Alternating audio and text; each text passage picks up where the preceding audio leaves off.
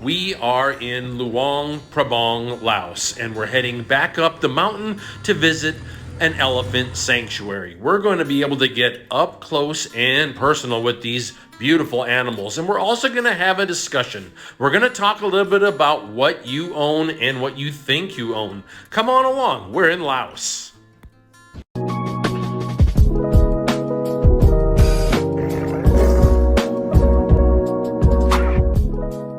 It's another wonderful day here in Luang Prabang, Laos, and my driver has another adventure planned for me, so up we go into the mountains. Come on along.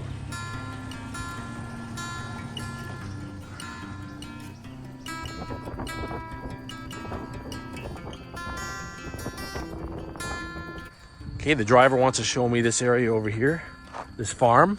Let's come down and take a look at this. Look at this, beautiful. Look at this rice farm. Oh my goodness. Absolutely beautiful.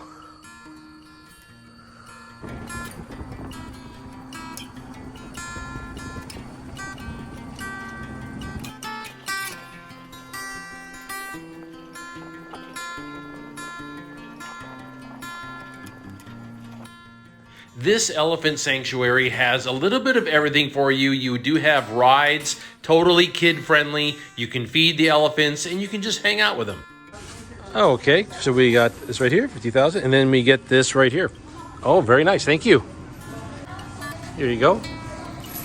Right here. There you go. Oh. Oh, you like that one, don't you, huh? That's a tasty one right there. There you go. Oh, you like that.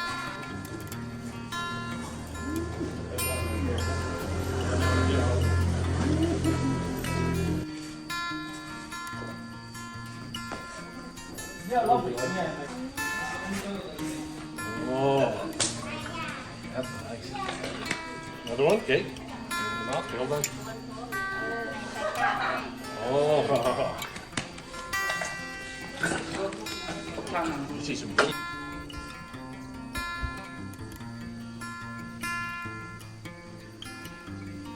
It's so peaceful here. This is where they have the elephants right behind me that are just kind of relaxing, just taking a break. And then on the far end over here is where they have elephants that are giving people rides. So I don't think I'm going to do a ride today. I think I'll probably just relax and, you know, feed some of the elephants and spend some time with them. I'm actually having a very enjoyable and relaxing day here. I've found Luang Prabang, Laos to be a place to go chill. It's very laid back. It's a low-cost place to come enjoy and relax and enjoy yourself.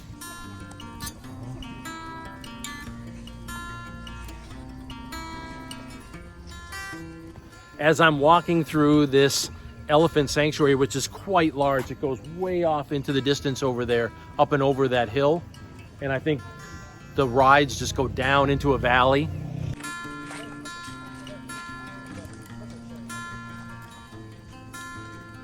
In order to make this world travel possible, I sold everything. And that's what I want to talk about. I don't really have much right now as far as items, things, possessions. What I carry in my backpack as I'm traveling is pretty much the bulk of what I own. I have a duffel bag at my brother's house that has like my work clothes that I wore when I was working in the Middle East. And that's pretty much, to be honest with you, that's pretty much all. I don't really need all these possessions. Hi, how are you? Hi. I don't really need all these things to be happy anymore. I don't need to try to show off to anybody. I don't need to try to display things of wealth. In fact, I pretty much go around in beat up shirts, you know, and shorts that need to be washed, you know, and hiking shoes. And you know what? It feels great. It feels great. I see that here in the culture locally as I'm traveling through Laos as well. People are not stressed about having possessions, about owning things, about showing off to their neighbors. In fact, having like a quality small engine utility vehicle, very practical, that's really right where they're at. That's like just a sweet spot for them. And I relate to that. I relate to that feeling because that's the way I feel right now. And I think about everything that I've owned in the past. This is something that I want us to discuss right now and put this in your head. Imagine this. Think of the things that you've owned in the past that you've given away or you've sold. They're not gone. They're somebody else's stuff now, and they're using it. They're enjoying those pans and pots and maybe an old laptop that you owned. Maybe some clothing that you grew out of, or maybe clothing that you lost weight and you sold because they don't fit you anymore. For that reason, you got rid of these items.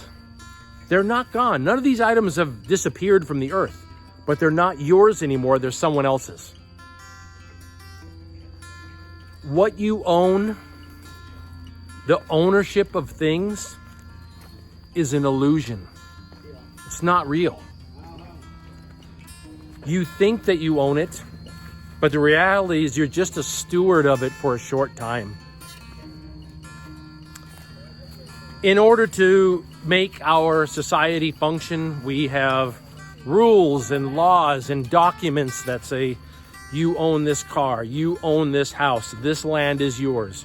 And I understand that, and I can appreciate that. But the reality is when you pass on, you're going to give those items to your children.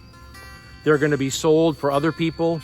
Maybe you raised a family in your house, and now someone else is going to raise a family in that house. What if it's a piece of land and they buy it from you, or maybe when you pass away, it goes on to a family member and they build a house on there? The things that you own, the ownership of anything in this world is an illusion. It's a construct of our society. And again, I'm not arguing that it's not important.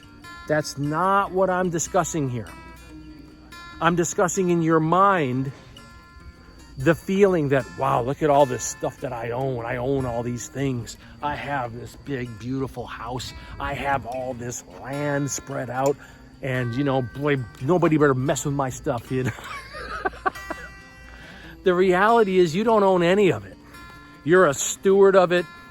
There's a document in a building somewhere saying that you own it and that it's yours. And you know what else? Anything that happens with it is your responsibility too. Think about that. With ownership comes responsibility. If something happens on your land and that causes problems for all your neighbors, tell you what, you're gonna know you own it real quick. All of a sudden it's gonna be like, hey, wait, yeah, right. Now, all of a sudden, ownership becomes real. With owning lots of stuff comes responsibility.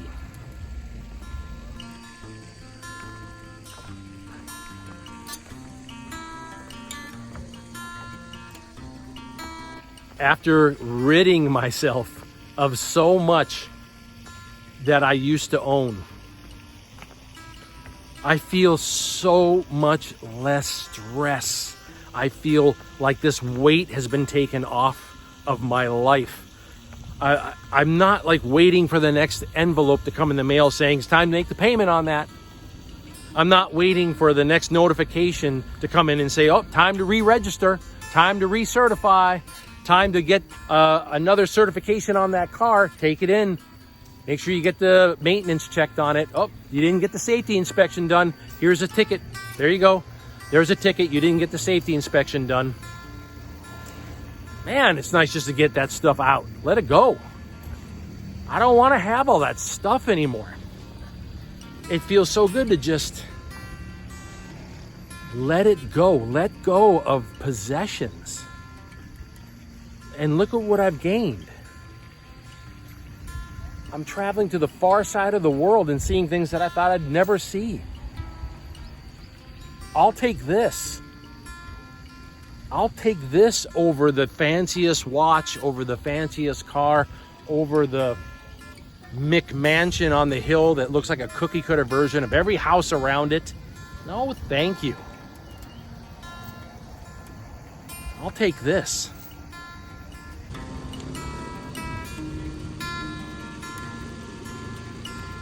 I encourage you this year and maybe for the next few years, step by step, start purging yourself of things.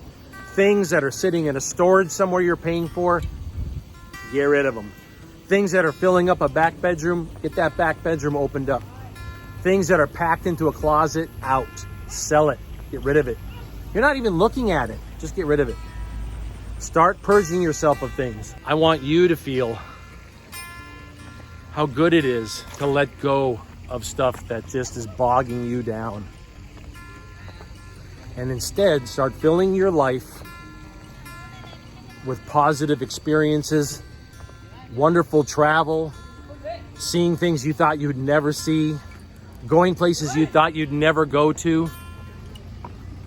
That's what I wish for you, more than I wish for you storages full of possessions, which you don't own. They might own you, but you don't own them, because ownership is an illusion. This has been such a fun trip here to Laos. And really one of the best parts of it is that I was able to find this fantastic driver that has just been taking me every day. Every morning, I meet up with him and we go grab a nice cup of coffee and he takes me to another wonderful place to go enjoy. I'm just really enjoying myself here in Laos. And I think that the next time you go through Southeast Asia, make Laos part of your trip. You're going to be very surprised. And like I said in an earlier video, this is like the secret. I think Laos is the secret of Southeast Asia that people don't talk about. Maybe there's a reason. I heard about Laos from two backpackers when I was in Cambodia. They're like, you got to go to Laos. I was like, what? They're like, you got to go to Laos next. And I was like, okay. And I'm glad that I did. And I'm going to be here for a while. There's a lot more to see. I'm not done. I'm traveling around Laos and enjoying myself, and I'd like you to come with. And there's a lot more countries after this. We're continuing nonstop, traveling through Southeast Asia. And you are welcome to come with me. Like and subscribe to the video, and spend some time with me as we travel and have some good conversation. I'm going to head back over towards the elephants. And until we talk again, aloha.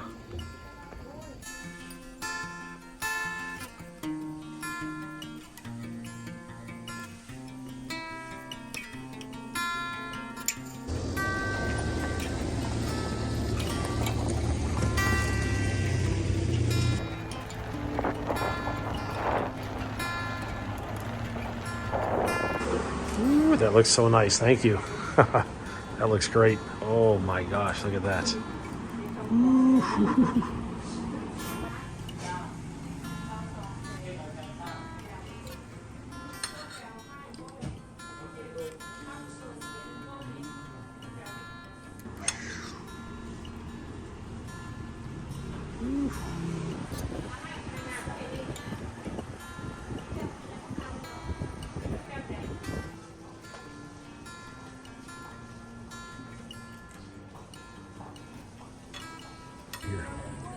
Ooh, look at this mad dog right here. Mad attack beast. Vicious. This is what they're trained to do, to look like sweet little puppies. Actually, he's ready to pounce at the jugular at any time. Look at this guy. Oh yeah, you can see him. Teeth glistening in the sunlight. Vicious. Mad dog.